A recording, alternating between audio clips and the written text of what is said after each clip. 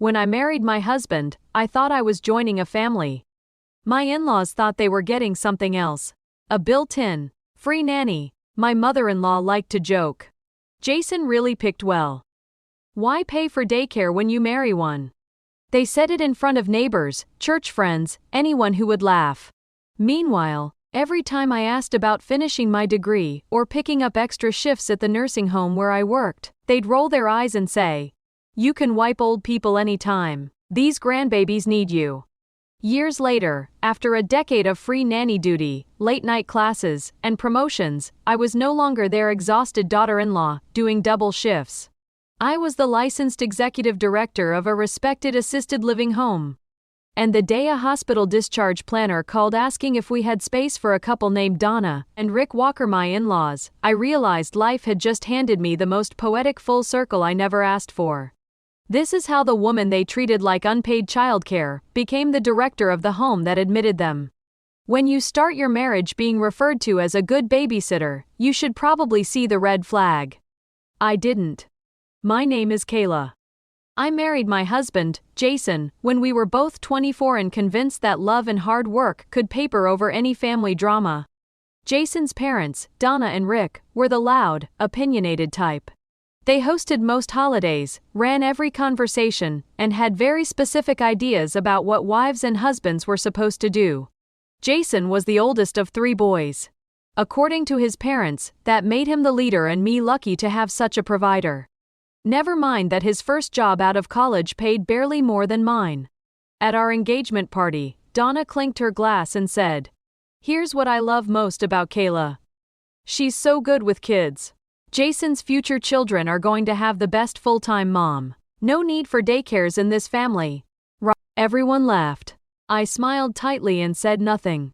At the time, I was working as a certified nursing assistant at a long-term care facility. I loved my residents. I also knew CNA wasn't my endpoint. My plan was to finish my degree in healthcare administration and eventually run a facility. I told Donna that once. She waved her hand. "Oh honey," she said. "You don't want to be stuck in those places forever. So depressing. And kids grow up so fast. You can always go back to whatever it is you do for work. Babies only need you once." The way she said whatever it is you do for work told me everything. In her mind, my job was practice for motherhood, not a career. Jason, to his credit, said he was supportive. "If you want to finish school, we'll make it work," he told me. "Mom just has opinions." "Loud ones," I replied. We got pregnant a year into the marriage. Unexpected, but welcome. Donna and Rick were over the moon. Finally, Rick said, "A real reason for family gatherings." I laughed it off. I didn't realize yet that my own goals were about to be treated like hobbies. Our son Noah was born in March. I took 12 weeks off, some paid, most not, then went back to the nursing home part-time.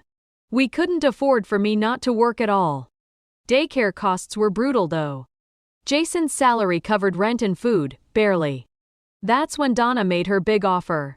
"Why pay strangers to raise my grandson?" she said.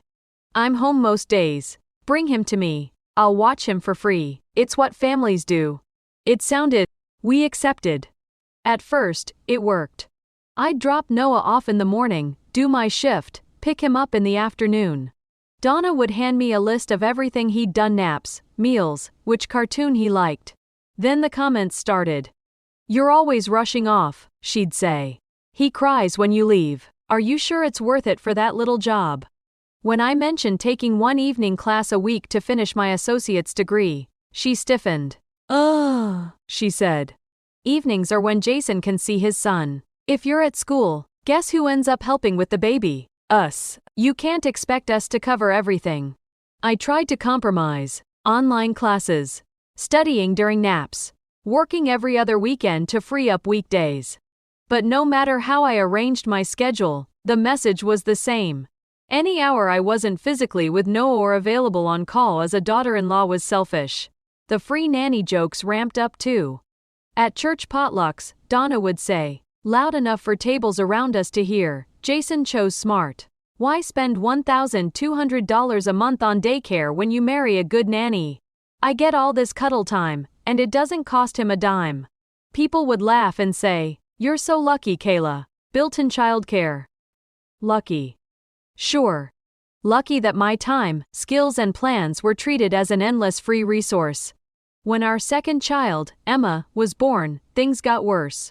I'd been accepted into an evening program for a bachelor's in healthcare administration. Donna acted like I'd announced plans to run away with the circus.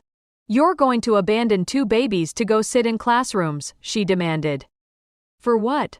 Some title? You have the most important job already." Then she turned to Jason. "You're the man. Put your foot down. Your kids need a present mother, not a career woman." He waffled. "I support you," he told me in private. "But maybe we can wait a few years? Until they're in school." A few years felt like a sentence. By then, I'd be deeper in the mom track, further from any leadership path. I compromised again. It's what I did. I deferred for a year, then negotiated with the program to take just 1 class per semester. I studied at midnight. I worked double shifts to prove I was still committed to my job. I also continued to bring the kids to Donna's house, because what choice did we have? We couldn't magically conjure up paid childcare. One afternoon, I dropped Noah and Emma off and overheard Donna on the phone in the kitchen. "She's got her little old people job," she was saying, voice dripping with amusement. "But really, we use her as free childcare. Jason's lucky he married his own daycare." I told him, "Don't ever divorce that girl. You'll lose your nanny." Her friend laughed. Donna laughed. I stood there in the living room, diaper bag in hand, feeling something in my chest snap. I wasn't a partner in their eyes. I was staff.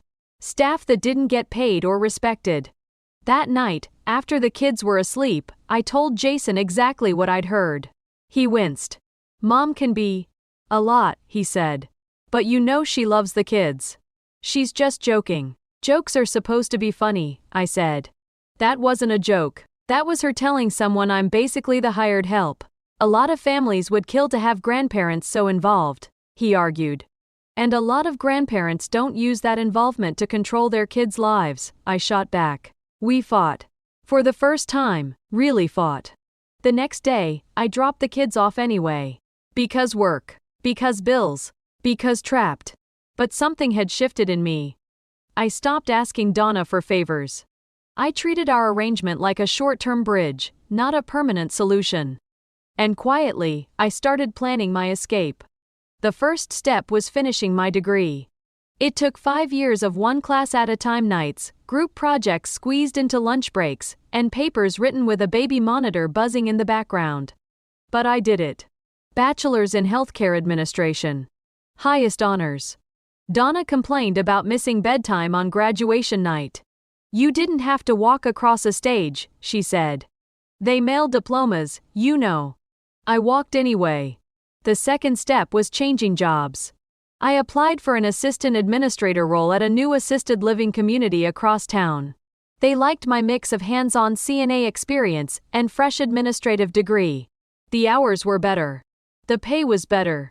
The growth path was clear. Donna was unimpressed. "More old people stuff?" she sniffed. "Don't you get tired of being around sick folks? At least kids are cute." I let it roll off. At work, my new boss Ms. Alvarez, the executive director, became the first professional mentor I'd ever had. She taught me how regulations worked, how staffing grids were built, how budgets and human beings sometimes clashed. She also modeled what it looked like to have a career and a family without apologizing for either. "Your kids don't need you to martyr yourself," she said once when I tried to decline a promotion to keep the peace at home. "They need to see you as a whole person." Within 3 years, I moved from assistant admin to operations manager. When Ms. Alvarez left to care for her own aging parents, the board approached me about stepping into her role.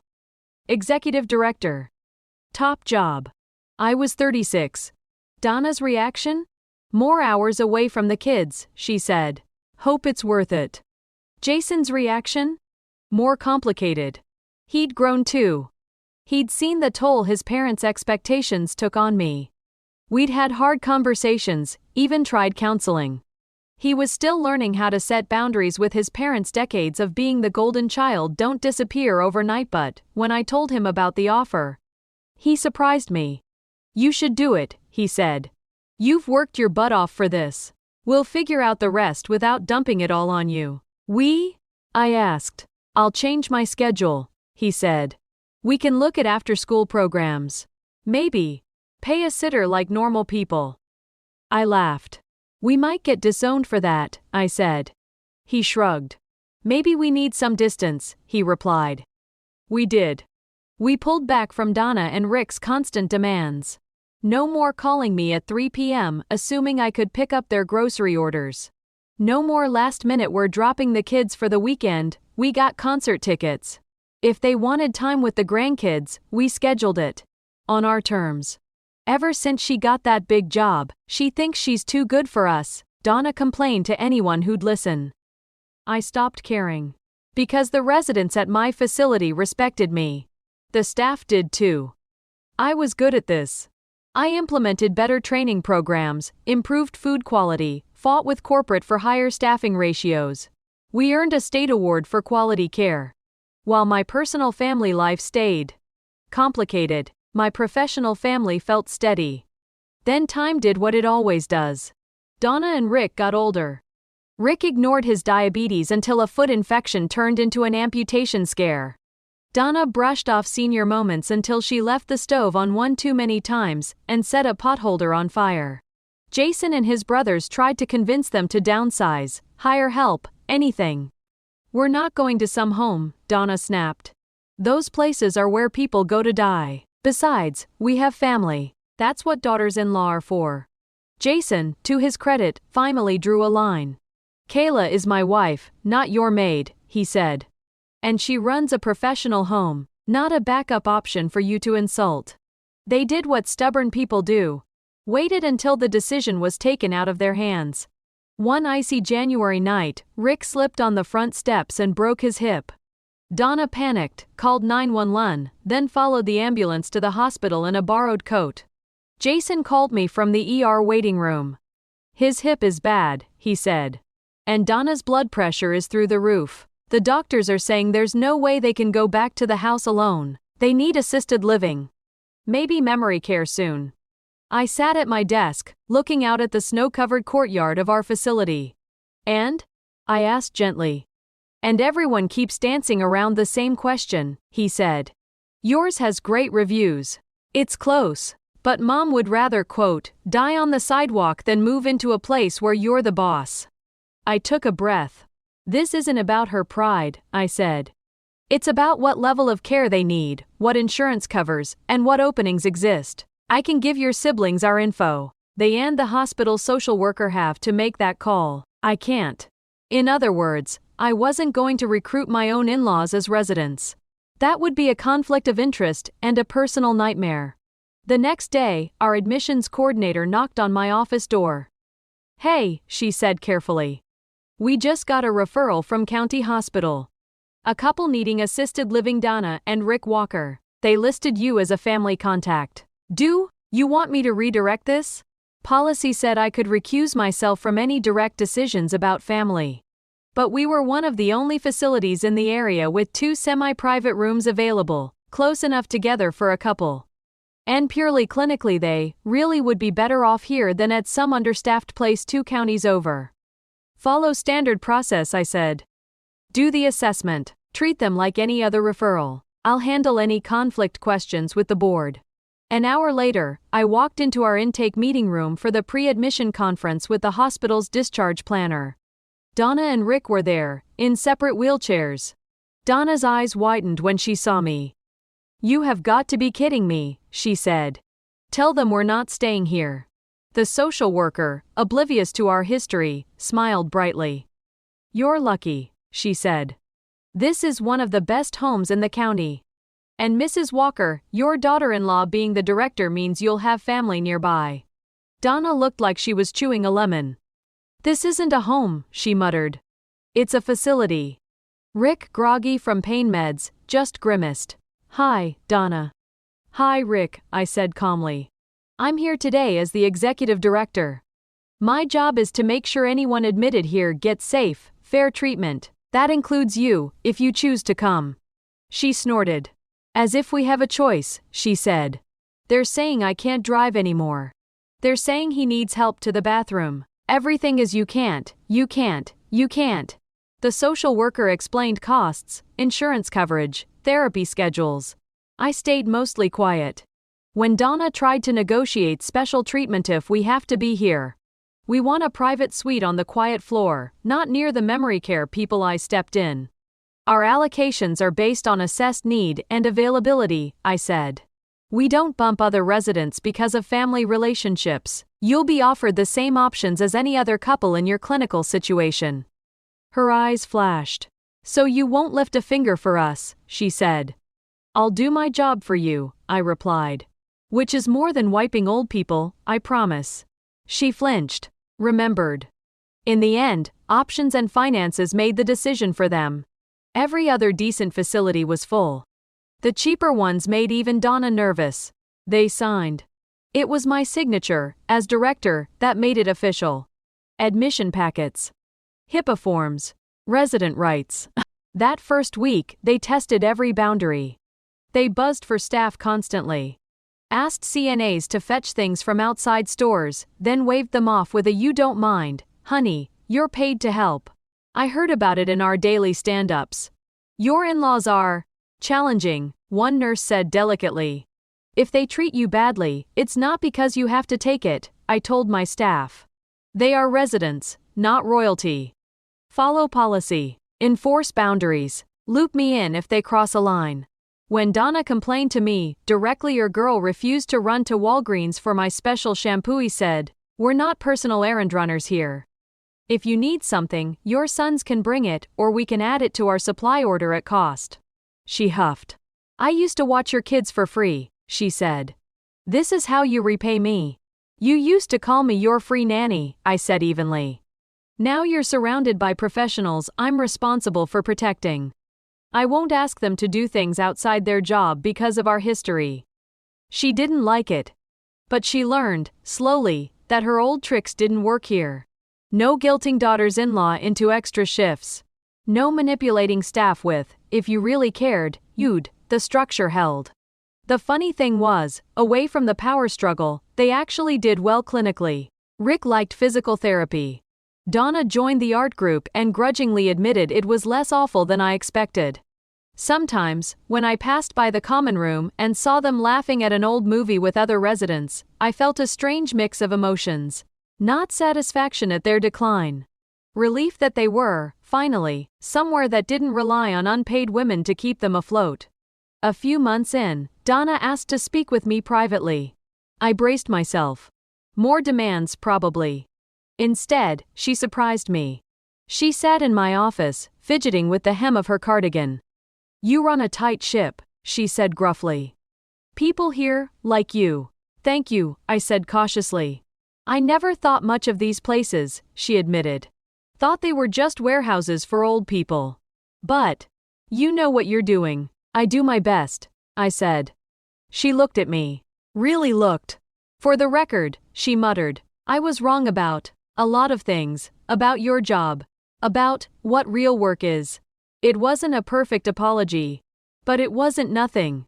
I appreciate you saying that, I replied. I'm not doing this to you. I'm doing it for everyone here, including you. She nodded. I can see that, she said quietly. Sometimes people hear this story and ask if I enjoyed having that kind of power over my in-laws. The truth is, any satisfaction I felt had less to do with power and more to do with boundaries. For once, I was in a place where the expectations were clear and mutual. They had rights, safety, respect, care. We had rights to policies, limits, the ability to say no without being called ungrateful. My real revenge wasn't making their lives harder. It was refusing to let them make mine smaller. It was standing in my own office, at a job they once belittled, knowing that the free nanny they'd tried to reduce me to had become a professional whose decisions carried weight for hundreds of people. If you're listening to this, and your in-laws or anyone treats your time and labor as an endless, free resource, hear me. You are not selfish for wanting a life beyond their expectations. You are not ungrateful for setting limits. You are not wrong to pursue a career, especially in a field they don't understand. My in-laws called me a free nanny. They told people my job was wiping old people and that my real value was babysitting on command. Years later, when they needed somewhere safe to live, they didn't need a nanny. They needed a home run well. They needed policies and protections. They needed the very system they'd mocked. And it just so happened that the person in charge of that system was the same woman whose ambition they'd tried to snuff out. I didn't gloat. I didn't sabotage their care. I just did my job. The way I always wanted to this time, with the authority to make sure nobody else's daughter-in-law had to choose between being a good family member and having a future.